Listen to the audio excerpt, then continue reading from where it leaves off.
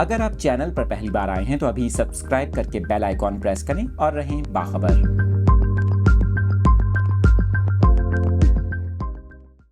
कराची से अहम खबर आपके साथ शेयर कर रहे हैं। आपको बताएं कि शहर कायद में बारिश की पेशगोई के पेश नज़र केएमसी के मुताल्लिका महकमों के अमले की छुट्टियां मनसूख करते हुए अलर्ट रहने की हिदायत कर दी गई है।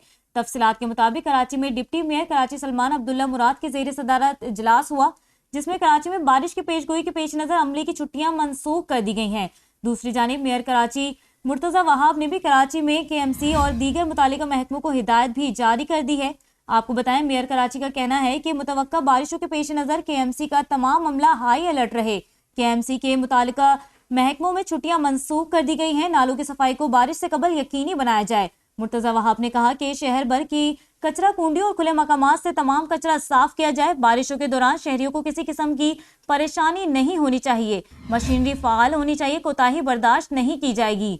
आपके साथ ये अहम खबर शेयर कर रहे हैं। आपको बताएं कि बारिशों की वजह से केएमसी के मुतालिका महकमों के अमले की छुट्टियां मनसूख कर दी गई हैं और उन्हें हाई अलर्ट रहने की हिदायत भी जारी कर दी गई है।